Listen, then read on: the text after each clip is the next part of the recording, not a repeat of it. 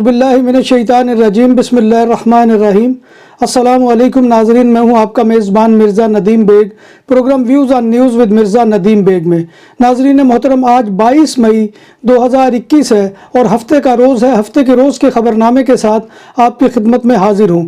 جیسا کہ آپ جانتے ہیں کہ ہمارے خبرنامے میں اسپین، یورپ اور دوسرے ملکوں کی خبریں بھی ہوتی ہیں۔ آج کی سب سے پہلی خبر کا تعلق اسپین سے ہے کہ اسپین میں کرپشن روکنے کے لیے نیا طریقہ ڈھونڈ لیا گیا۔ کرپٹ سرکاری افسران کو ریہیب یعنی اصلاحی سینٹر میں بھیجا جانے لگا۔ امریکی اخبار نیو یارک ٹائمز کی رپورٹ کے مطابق اسپین میں ایسے کرپٹ افراد جو وائٹ کالر جرم کی سزا میں قید کاٹ رہے ہیں، انہیں پھر سے معاشرے کا حصہ بنانے کے لیے ایک اصلاحی پروگرام متعارف کروایا گیا ہے۔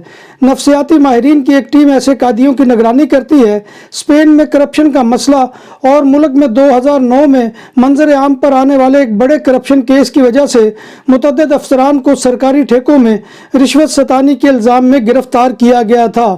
اخبار کے مطابق اس اسکینڈل کی وجہ اس وقت کی برسر اقتدار پارٹی پارتیدو پاپولر کی حکومت تھی جو 2018 میں ختم ہوئی تھی۔ 75 برس کے کارلوس البریکو ہسپانوی شہر کورتبا میں رشوت ستانی کے الزام میں 4 برس کی قید کاٹ رہے ہیں۔ البریکو اپنے شہر میں نوٹری کا کام کرتے تھے اور اس پر سرکاری ٹھیکوں میں 4 لاکھ یورو کے قریب خرد بد کرنے کا الزام تھا اور اب ریہیبلیٹیشن سینٹر میں موجود ہیں اور ان کی اصلاح کی جا رہی ہے۔ اسپین کی وزارت صحت نے گزشتہ روز کرونا وائرس کے ذریعے 4992 نئے کرونا وائرس کی اطلاع دی ہے، جن میں سے 2504 گزشتہ 24 گھنٹوں کے مطابق ہے۔ انفیکشن کی وجہ سے 19 نئی اموات بھی ہوئی ہیں، جو گزشتہ 28 اگست کے بعد سب سے کم تعداد ہے۔ اسپین میں کرونا متاثرین کی تعداد آغاز سے لے کر اب تک 36,36,453 افراد ہو چکی ہے اور 79,620 افراد کرونا وائرس کی وجہ سے موت کی وادی میں جا پہنچے ہیں۔ اسپین کی حکومت نے 7 جون سے ایسے ٹورسٹ کو ملک میں ٹورزم کے لیے داخل ہونے کی اجازت دے دی ہے جن کی ویکسینیشن مکمل ہو چکی ہے۔ ان ممالک کی فہرست میں 34 ایسے ممالک بھی شامل ہیں جو کووڈ کی وجہ سے ہائی رسک ممالک میں شامل تھے۔ اس سے قبل اسپین کی حکومت نے پیر 24 مئی سے برطانیہ کے تمام مسافروں کو بھی اسپین میں داخل ہونے کی اجازت دے دی ہے۔ 24 مئی سے اسپین برطانوی سیاحوں پر تمام پابندیاں ختم کرتا ہوا نظر آئے گا۔ برازیل اور ساؤتھ افریقہ کی فلائٹس پر 8 جون تک پابندی مسلسل برقرار رہے گی۔ اسپین کے شہر مالاگا میں 21 تارکین وطن کی 2 کشتیاں پہنچ گئیں، جن میں 8 تارکین وطن زخمی حالت میں موجود تھے۔ ریڈ کراس کے حکام نے بتایا کہ پہلی کشتی شام 8:30 بجے مالاگا کی بندرگاہ پر پہنچی، جس میں 5 افریقی امیگرینٹس موجود تھے اور ان میں سے 4 زخمی حالت میں تھے۔ دوسری کشتی رات 10 بجے کے قریب پہنچی اور اس میں 16 مراکشی باشندے سوار تھے۔ اس کشتی میں بھی 4 افراد زخمی تھے۔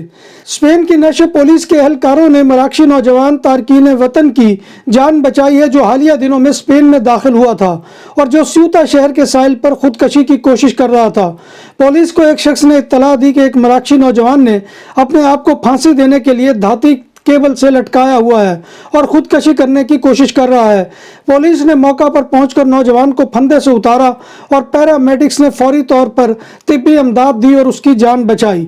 اختتام ہفتہ پر بارسلونا کی میٹرو کا ٹائم بڑھا دیا گیا اور ہفتہ اور اتوار کی رات کو میٹرو 1 بجے رات تک چلے گی۔ اس سے قبل کورونا پابندیوں کے باعث میٹرو کے رات کے اوقات 12 بجے تھے۔ اسی طرح کاتالان ٹرین فیریکوریلز بھی رات 1 بجے تک سروس دے گی۔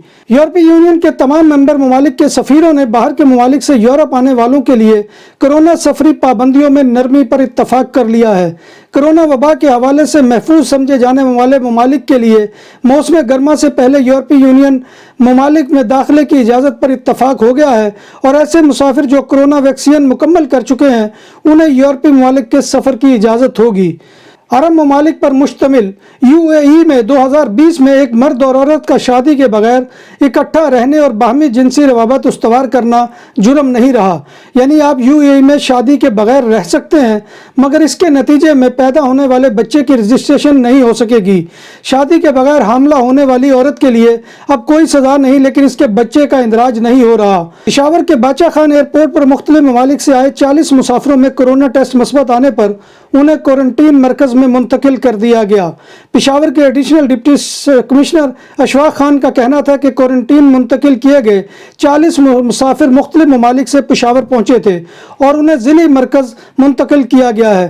دوسری جانب پشاور ایئرپورٹ پر سول ایویشن اتھارٹی CEA کے 32 ملازمین میں بھی کرونا وائرس پازیٹیو نکلا ہے۔ جب بات ہو 100% حلال کھانوں کی تو ایک ہی نام، عادل تندوری ریسٹورنٹ۔ بارسلونا میں مہمان نوازی کا پہلا نام عادل تندوری ریسٹورنٹ، بر صغیر کے روایتی حلال کھانوں کا مرکز۔ گرل تندوری روسٹ، چکن اور مٹن ٹکا، سبزیاں اور تڑکے والی دالیں، رس ملائی اور فالودہ۔ قاری عبدالرحمان کی فخریہ پیشکش، غریب و امیر کے لیے۔